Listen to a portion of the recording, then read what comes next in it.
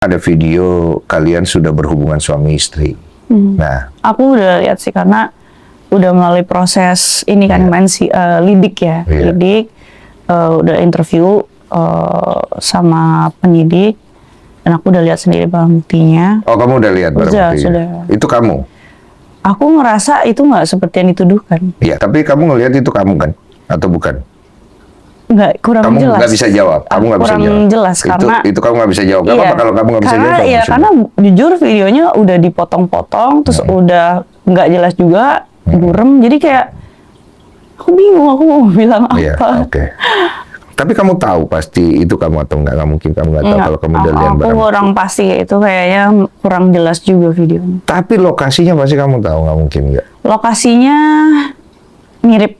Mirip. Oke. Intinya kamu nggak bisa jawab ini dengan jelas karena ini ada urusan hukumnya kan? Ya. Oke. Itu aja udah. Berarti kamu Karena nggak bisa kan masih bergulir Oke. proses hukum. Tapi kamu tahu benar dan salah di situ, tahu dong ya?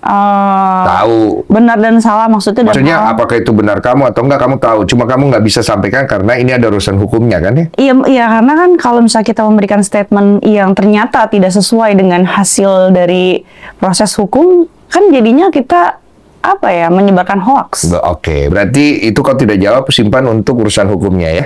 Nggak apa-apa, kayak begitu jawabnya. Jadi supaya clear juga. Artinya kamu anggaplah, kalau kita anggap bahwa di dalam, kita anggap di dalam video itu adalah kamu dengan Iksan, kita anggap, dan kemudian sudah berhubungan suami istri, dan kalau kita anggap begitu berarti terjadinya setelah kalian sudah menikah siri.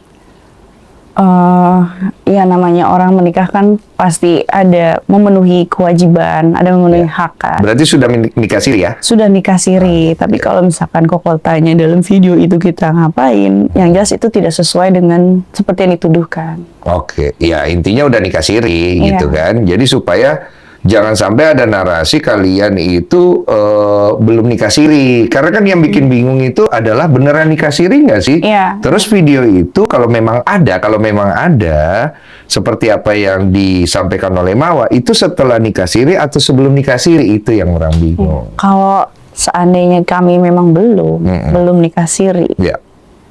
pasti kan aku akan mengambil jalur menuntut balik dengan pasal pencemaran nama baik.